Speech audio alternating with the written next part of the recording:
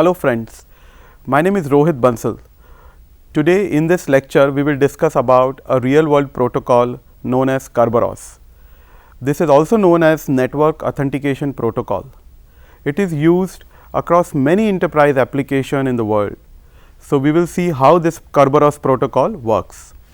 Now, in Kerberos protocol or in the enterprise application, there are three important requirements. Number one, the authentication server that basically checks who is requesting for the service and verifies that the other party is someone you also want to talk to. So, when a user requests for a service from that enterprise, the authentication server verifies it. Point number two, a key agreement that the key will be shared between the communicating parties. There are different communicating parties in a particular enterprise application. So, how a secret common session key is going to be shared, it comes in the key agreement. Point number three, encrypted data exchange. Here, using that common secret session key, the communicating parties will be exchanging message in a confidential manner. If you look at different communicating parties involved in the Kerberos enterprise setup or the Kerberos protocol we call it, there are four entities. Number one, key distribution center. Number two, ticket granting server. Number three, user and client. Number four, service provided by the different servers. Let us talk about the first one, the key distribution center. The key distribution center or the authentication server and the key granting server reside in the same system, but their responsibilities and tasks are very different. It is always predefined that who is going to act where. The client is a person who requests for a service and the server is someone who provides the service after verifying the client's request with the help of key distribution center or the ticketing granting server. Now, let us talk about how basically we have two credentials which are used in Kerberos protocol. One is ticketing, one is the ticket and the other one is the authenticator. The ticket is a credential issued by a KDC or a ticket granting server to a client for his request. The authenticator is someone who proves that the client knows the session key. So, after seeing the authenticator, the recipient believes that the client knows the session key. In this way, using these two credentials, the ticket and the authenticator, the Kerberos protocol will achieve the intended security objective. Now, there are three phases. The first phase is between the client and the key distribution center. The second phase is between the client and the ticketing granting server. And the third phase is between the client and the actual server from where the service is obtained. In the first phase, the client basically gets a ticket from the key distribution center through which he can talk to the ticket granting server. In the second phase, the client gets a ticket from the ticket granting server through which he can talk to the application server. In the third phase, the client submits the ticket to the application server and then he will seek the accessing resource or the service from the server. Now, let us see in phase 1, we will see in the detail in which there is a communication between the client and the KDC. KDC is the key distribution center. So, here the client submits a request to KDC that he is the user of the enterprise. So, he should be given a ticket by which he can talk to the application server. Then the request and the client's identity information goes to KDC in a plain form without any encryption. The client password is retained in the client's local system. After seeing the request, the KDC checks whether the client is a registered user or not. If he is a registered user, then the KDC computes a ticket and a message. So, two messages are generated here. One of them is intended for the client only and the other one is intended for the ticket granting server. And these two messages are communicated in an encrypted form. So, there are two envelopes that are sent from KDC to the client. The client can decrypt only one of them and he forwards the other one to the ticket granting server. the envelope or the encrypted message that the client is going to decrypt is encrypted using the client secret key, which is also available at the key distribution center. Using a secret key, that client can decrypt one envelope. After decrypting it, the client gets a session key, which is made only for the communication between the client and the ticket granting server, and it is known only to these two parties or these two entities. The other protocol contains a ticket that is encrypted by ticket granting server. The client cannot do anything here, so he just forward the ticket to the ticket granting server in phase 2. So, if you look at the phase 2, you can see that the client forwards an envelope which he got from the KDC, and then there is a authentication that the client knows the session key. The authenticator is encrypted with the session key, which is shared between the client and the ticket granting server. It has the information about the client, the timestamp, and some of the other information which is encrypted with the session key. After receiving this message, the ticket granting server performs the decryption operation.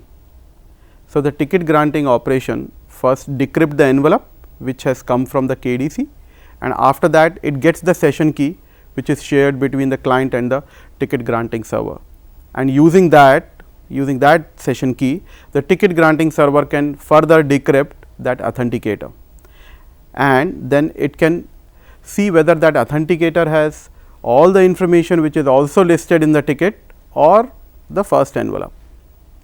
So, the ticket granting server accepts the request, and after that, just like KDC, it also generates two envelopes, one of which is for the client and the other one is for the application server. The first envelope basically contains a session key which is used between the client and the application server. The other envelope contains the information about the client which is encrypted with the application server secret key, which is available to the ticket granting server. After that, the ticket granting server forwards that message to the client, who can decrypt one envelope, and after that he gets to know the session key between the client and the application server. When he forwards the other envelope to the application server, and then he forwards the other envelope to the application server. In the third phase, the client forwards the envelope which he has gotten from the ticket granting server. The other envelope is basically the authenticator which proves that the client knows the session key which is shared between him and the server.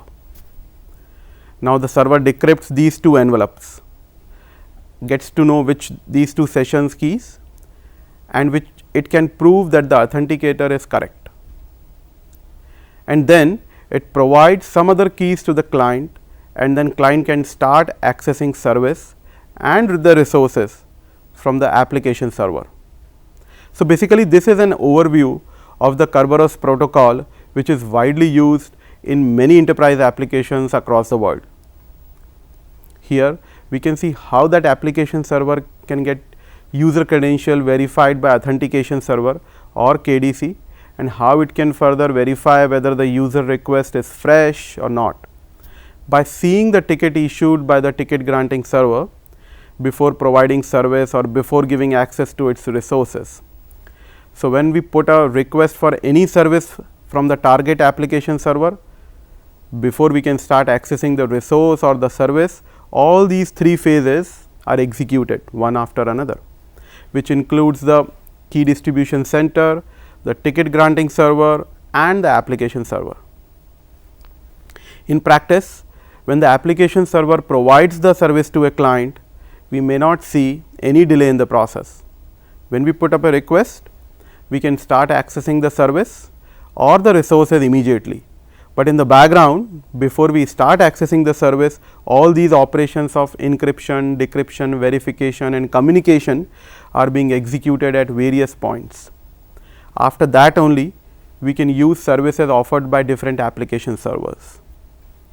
So, in summary, the enterprise application with Kerberos protocol can use symmetric key encryption, or it can also use public key encryption. It is totally up to the application service provider to decide that which one of them should be used.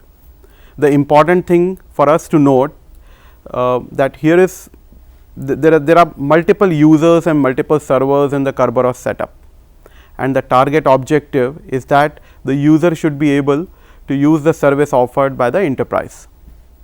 There is one more important entity, which is authentication server. It regulates the validity of credential, the authenticity of the user, and permit the user request to the application server, so that the user can avail the service offered by them after verifying or checking the authenticity as well as the validation of the user's credential. Although the Kerberos protocol has found huge success in enterprise applications, it has a couple of limitations as well. The first limitation is a single point of failure. Since the KDC checks the authenticity of the user, so if the KDC is down, then all the services in the Kerberos protocol or in the enterprise application will stop functioning. So, KDC must be available always in the enterprise application where Kerberos protocol is deployed. The second limitation is the time synchronization. The Kerberos protocol works in a single domain. So, all the servers and the entities who are involved in the Kerberos protocol, their clocks must be synchronized, because the issuance time is mentioned in the ticket and it is valid for a particular duration. It could be 4 hours, 8 hours, and so on and so forth. So, both the receiver as well as the sender must have their clocks synchronized. So, time synchronization of all the servers in the Kerberos protocol is a must. Otherwise, there could be problems, like some ticket might be accepted by mistake even though it is expired. Another important thing in Kerberos protocol that can be is that it can be operated by a single sign in. In most of the enterprise application, a user may sign in only once, and after that the service can be availed from a different servers. So, in the context, the user may not be able to require to log in into different servers with different credentials. He can log in with one credential, and once he logs in, he is allowed to access all the services which he has got the privilege to access. Kerberos is a very successful protocol which has found applications in most of the enterprise areas. However, protocol works in closed environment in a single domain. If someone wants to avail services from multiple domains, then there is a concept which is known as cross Kerberos protocol. It is basically a protocol which connects multiple domains. In this, a user from one domain can be allowed to access services from other domains. So, in that context, cross Kerberos protocol plays a very important role. Another important point to be noted here is that the KDC is responsible to manage all users' password identity, whereas the ticket granting server is responsible to manage all secret keys of the server deployed in that particular enterprise application. So, KDC and ticket granting server, we can call that as a TGS, basically manage users credential and server credentials respectively. Both of them must be available in order to provide services from the enterprise to different users. If either of them is down, then the protocol or that enterprise application will not be able to provide the intended service. So, there are two important limitations. One is single point of failure, and the other is time synchronization of all the servers deployed in the domain for that enterprise application. So, that was all about the Kerberos protocol which was used in the enterprise applications. Now, let us discuss about the security aspect in the e-commerce application and in the web based application in general. As you know, HTTPS enabled applications and web services are very commonly used nowadays. Transport layer security, or we call that as a TLS, is the underlying security protocol for the HTTPS enabled applications. It is the most commonly deployed protocol for security applications ranging from enterprise to e-commerce applications. For example, if you want to buy a book from a bookshop.com, So, you will go to the website, you will select a book there. After you have made your selection, you will make the payment. If the payment is successful, then bookshop.com will send you the book to your given address. This is a whole working logic. Now, let us see what is happening here technically. So, when you want to buy a book from bookshop.com, first of all you have to be sure that you are communicating with the authentic server of bookshop.com. For that, you have to check authentication of the server, which is your prime responsibility. Once the authentication is done, then the client and the server will establish a common secret by which the payment process and other sensitive information will get exchanged between them. For example, when you are making a payment for the book using your credit card, the credit card information must be protected from unauthorized parties. So, confidentiality and integrity must also be there. Then another important thing is that since a lot of people would be buying books and making payments for them, so here the bookshop.com may not care who you are, or they may not check the client's authenticity. So, the authentication may not be mutual. It is one of those cases in which server authentication is a must, but the client authentication may or may not be required. It completely depends on what kind of application is in place, where the TLS or transport layer security is providing security objective or security service. In this scenario, we can see that the client will initiate the communication with the server. So, both of them must agree on a certain parameters or on certain cryptographic algorithm, which will be used for subsequent message exchange. Peer negotiation is one of the objective, where the client and the server will agree that this is the set of protocols and this is the set of algorithm which will be going to deploy for this session. After that, the server authentication will be done using the server's public key certificate. Once server authentication is done by the client will accept the server's public key, using which he can encrypt one random secret message which will go to the server. The server will decrypt that, and then the client and the server will establish a common secret. So, a key exchange or establishing common secret is done using public key encryption algorithm. Once the key is exchanged between the client and the server, they can continue with subsequent messages, and that communication will be protected from unauthorized parties.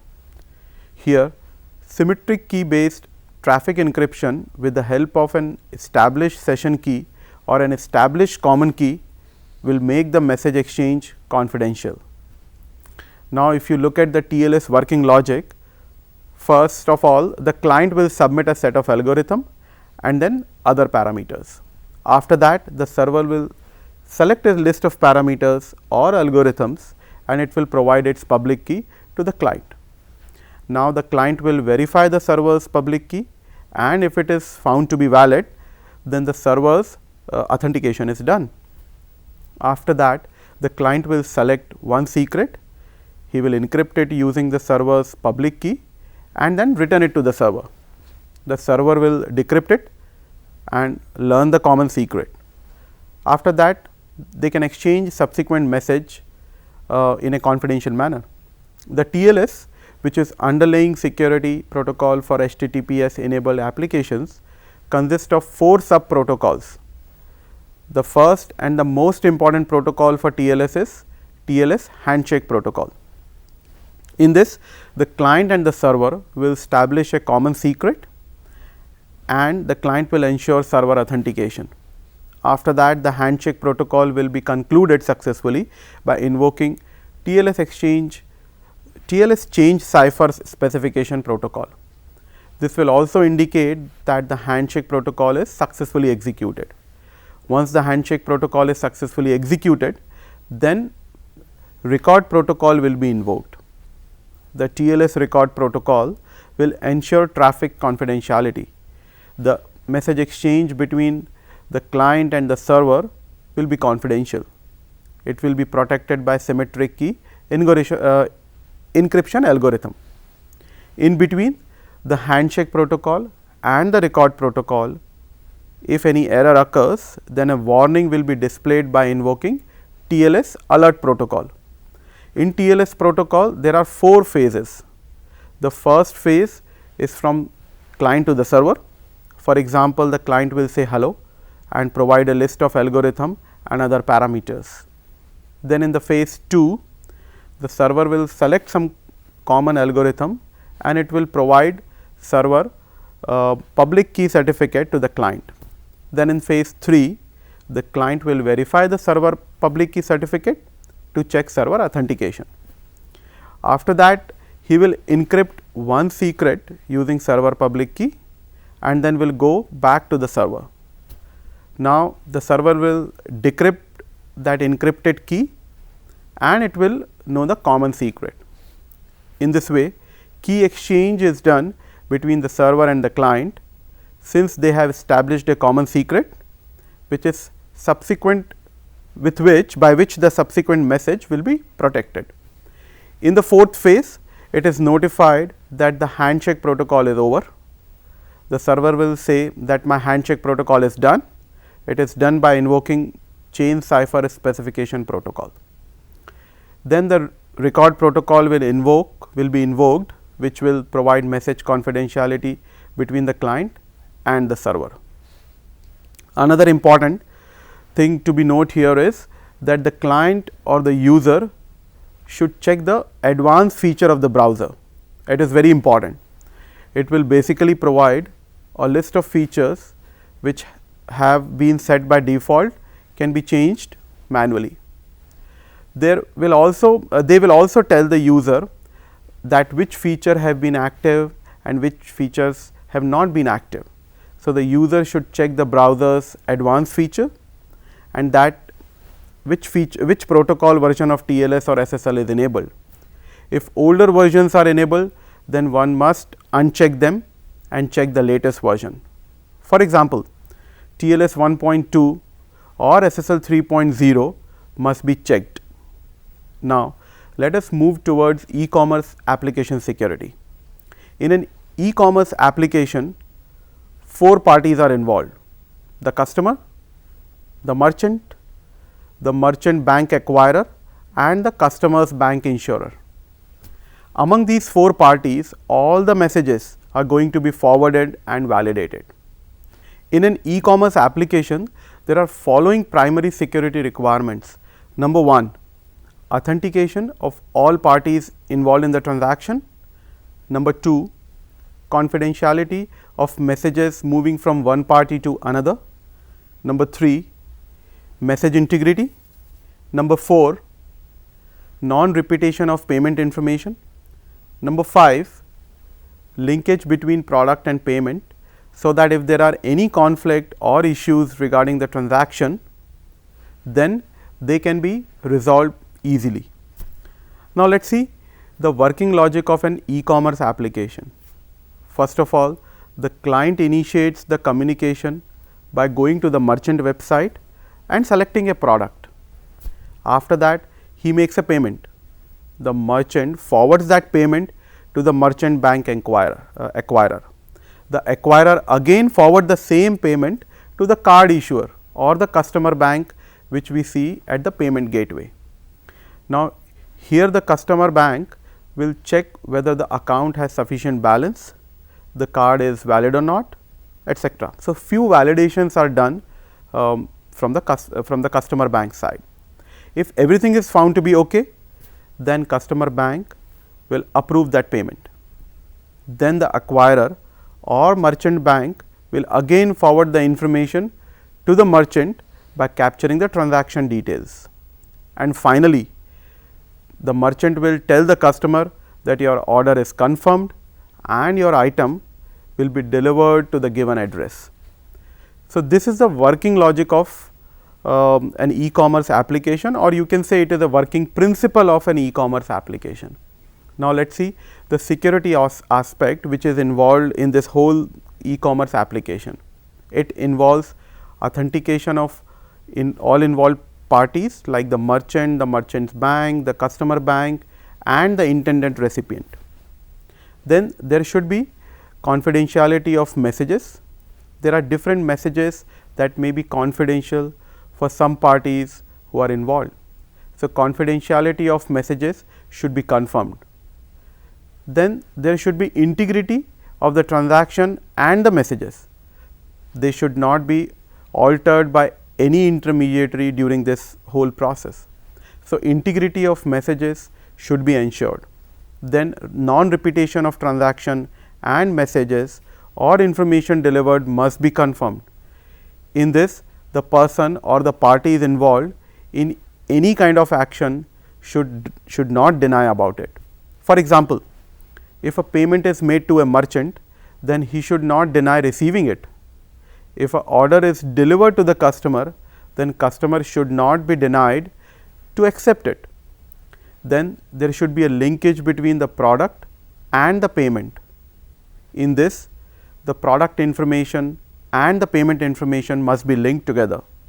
For example, if a customer is buying a book and for that he is making a payment, then the payment must be linked to that particular book only.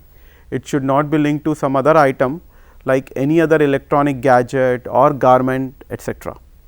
So, the payment information must be linked with the appropriate products information. This is very important. Now, to summarize this whole process, we discussed about the transport security, transport layer security, which is TLS for HTTPS enabled applications. Today, the TLS protocol is playing a very pivotal role for the securing several applications like e-commerce application, enterprise application and other web based applications.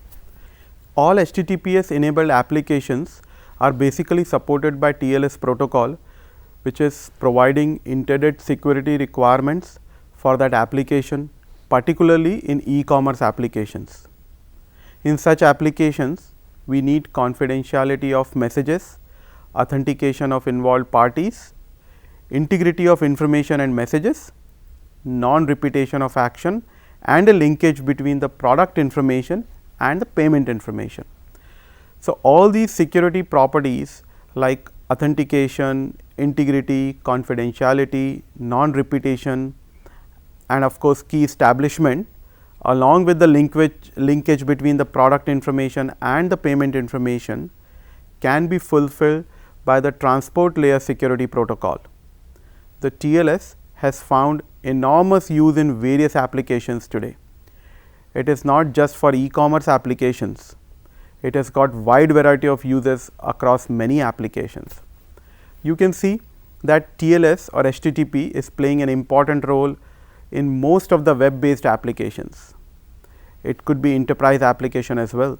It could be a simple web application or it could be an e-commerce application.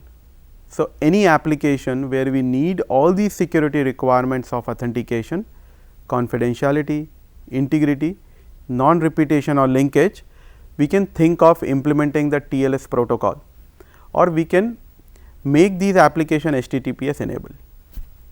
Or if in a particular application we need only a subset of these security requirements like authentication, integrity, confidentiality, then also we can use the transport layer security for achieving the security objective for that particular application.